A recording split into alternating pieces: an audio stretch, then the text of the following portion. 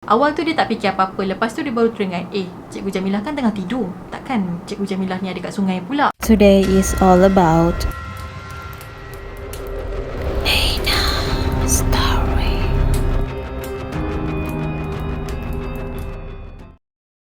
Hey guys, it's me Nina and welcome back to Nina Story. Hari ni aku tertarik untuk cerita pula tentang kisah misteri yang pernah terjadi di Gunung Ledang. Siapa je yang tak pernah dengar Gunung Ledang kan? Gunung Ledang ni sebenarnya sangat famous dengan kisah legenda Puteri Gunung Ledang. Tapi hari ni aku bukan nak cerita details tentang kejadian gunung ataupun tentang Puteri Gunung Ledang. Sebenarnya hari ni aku nak cerita tentang kisah misteri yang pernah terjadi dekat sana. Alah, korang kan suka benda-benda mistik macam ni kan? Betul tak? So without wasting any time, let's get started.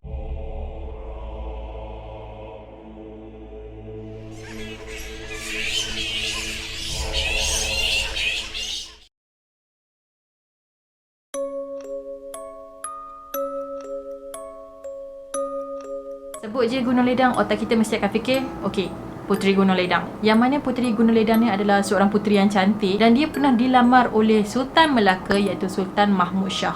Dalam hikayat Hang Tuah, Sultan ni sebenarnya dah jatuh cinta dekat Puteri Gunung Ledang. Lepas tu dihantarlah wakil dia untuk pergi meminang Puteri Gunung Ledang tadi. Masa wakil Sultan Mahmud ni pergi dekat Gunung Ledang, lepas tu ada seorang nenek kepayan ni telah memberitahu dekat wakil Sultan yang Puteri Gunung Ledang telah meminta 7 jenis hantaran. Semua hantaran dia tu semuanya pelik-pelik, macam 7 dulang hati kuman, 7 dulang hati nyamuk dan banyak lagi lah. Benda tu macam tak logik sungguh nak buat, tapi Sultan Mahmud ni nekat untuk dapatkan semua yang Puteri Gunung Ledang tu nak. Okey, cukup setakat tu je tentang kisah puteri tadi.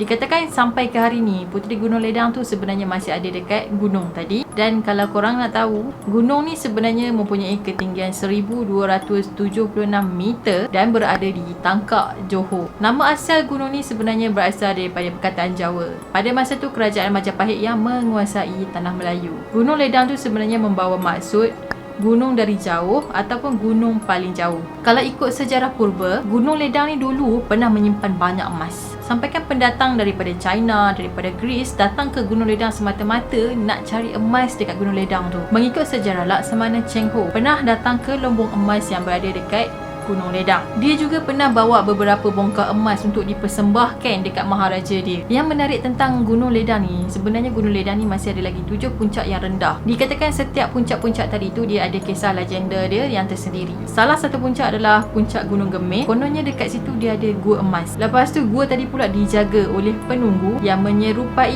lembu emas. Wallahualam, yang tu tak pasti, tapi benda tu just legenda. Selain tu Gunung Ledang ni sering dikaitkan dengan benda-benda yang mistik dan benda-benda yang misteri. So hari ni aku nak cerita tentang pengalaman salah seorang pendaki gunung yang pernah mendaki Gunung Ledang.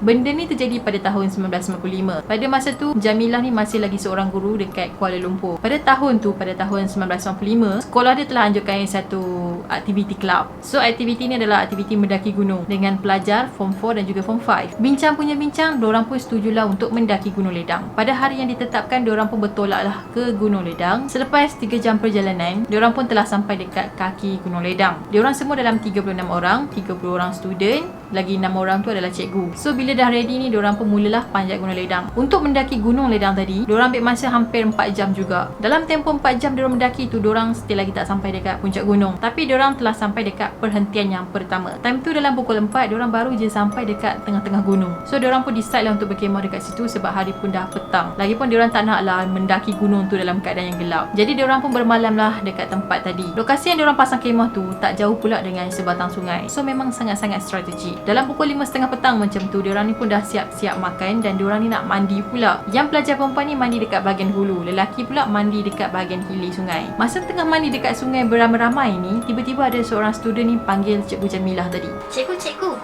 tengok tu. Tiba-tiba ada banyak bunga yang pelbagai warna mengalir mengikut aliran sungai. Cikgu Jamilah perasan bukan bunga je, tapi daun lima purut pun ada dekat sungai tu. So, cikgu ni pun terfikir, siapa pula yang mandi dekat sungai pada waktu tu macam ni. Jadi Cikgu Jamilah ni dah rasa macam dah tak sedap hati tau. Dia pun apa lagi, suruhlah student dia naik kat darat sebab dia tak nak ada benda-benda yang tak diingini terjadi. Bila tiba waktu malam pula, diorang ni buatlah satu unggun api dekat tengah-tengah kemah diorang. Pelajar-pelajar tadi pula telah dibahagikan dalam beberapa kumpulan. So pelajar-pelajar yang dalam berkumpulan tu sebenarnya diorang telah ditugaskan untuk berkawal waktu orang lain tengah tidur. So maksudnya tak adalah semua orang tidur dan tak ada siapa yang jaga kawasan kemah diorang. Belum Cikgu Jamilah ni masuk tidur, dia pesan dekat student yang tengah mengawal tu. Dia pesan jangan sesekali menyuluh dekat atas pokok. Cikgu Jamilah ni juga dia bagi kod rahsia kepada student-student dia yang kena mengawal pada malam tu. So tujuan kod ni sebenarnya untuk memudahkan diorang ni mengenal pasti ahli kumpulan sendiri. At least tak adalah tiba-tiba ada pelajar lain yang jadi tim diorang kan. So kod yang Cikgu Jamilah ni bagi adalah kod burung emas. Jadi lepas dah settle briefing apa semua, Cikgu Jamilah ni pun masuklah tidur kat dalam kemah dia. Disebabkan dia dah terlalu letih, jadi dia mudah terlelap. Tak lama lepas tu Cikgu Jamilah ni telah mimpi.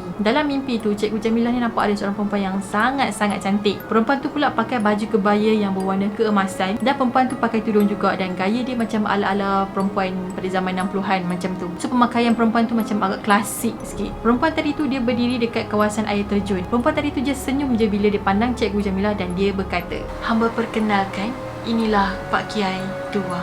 Sambil dia ni tunjuk dekat seseorang yang tak jauh daripada dia. Lelaki tu pula berpakaian jubah berwarna putih. Atas kepala lelaki tu dia macam ada pakai dastar. Dastar ni macam yang orang bangsa-bangsa Sing yang pakai tu. Muka lelaki tu Cikgu Jamilah ni tak berapa nampak sangat sebab tak berapa jelas. Yang jelasnya lelaki berjubah tu dia pegang satu tongkat. Tiba-tiba mimpi Cikgu Jamilah tu hilang macam tu je. Rupa-rupanya Cikgu Jamilah ni telah dikejutkan oleh salah seorang student dia yang pada malam tu dia kena jaga. Student dia tu pada masa tu nampak macam ketakutan, macam takutkan sesuatu. And then student dia pun tanyalah, Cikgu ada pergi tak dekat tepi sungai tadi?" Cikgu Jamilah ni pun pelik lah. Dia tengah sedap tidur kot, celah mana pula dia pergi sungai. Cikgu Jamilah tu pun cakap dia tak pergi pun sungai, dia kan tengah tidur. Bila student dia dengar macam tu, lagilah student dia ni bertambah gelabah. And then student dia pun ceritalah apa yang terjadi sebenarnya. Dia cerita masa turn dia tengah jaga tu, dia telah pergi ke tepi sungai. Masa tu dia nampak ada seorang perempuan yang muka sama macam Cikgu Jamilah tengah basuh muka. Awal tu dia tak fikir apa-apa. Lepas tu dia baru teringat, Cikgu Jamilah kan tengah tidur, takkan Cikgu Jamilah ni ada kat sungai pula. So untuk make sure kalau tu betul Cikgu Jamilah, student tadi tu pun tegurlah perempuan tadi dengan menggunakan kod rahsia diorang. Tapi perempuan tu jawab,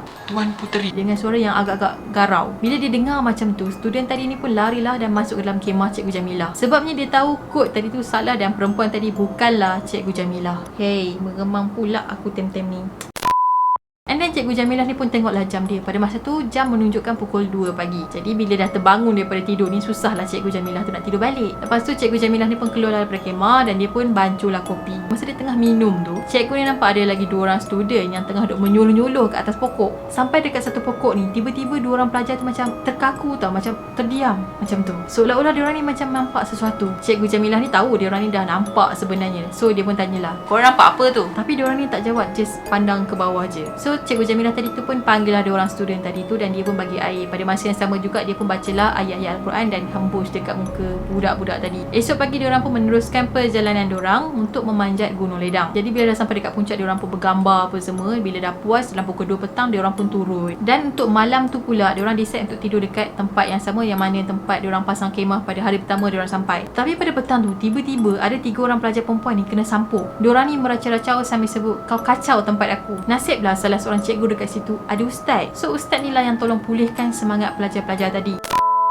Esoknya lepas diorang dah bertolak balik ke KL, barulah satu persatu pengalaman seram mula terbongkar. Malam yang student lelaki tu tengah suluh dekat pokok and then diorang keras macam tu, sebenarnya diorang nampak ada kepala tanpa badan. Lepas tu ada rambut yang panjang menggerbang terjuntai daripada pokok tadi. Mata benda tu pula warna merah. Memang sangat-sangat creepy. Sebab itulah malam tu diorang ni senyap, tak beritahu apa-apa bila Cikgu Jamilah tanya. Student perempuan yang kena rasuk tu pula, diorang ni sebenarnya period. Lepas diorang mandi dekat sungai, diorang tinggal pad diorang yang still berdarah tu dekat tepi sungai macam tu je. Patutnya diorang tadi kena tanam pad diorang dalam tanah. Mana boleh tinggal macam tu. That's why lah benda tu marah sangat-sangat. Sampai ke hari ni Cikgu Jamilah masih tertanya-tanya tentang mimpi dia. Adakah lelaki yang diperkenalkan oleh perempuan cantik tu adalah hang tuah? Tapi kemungkinan juga mimpi tadi tu just mainan mimpi je. Wallahualam.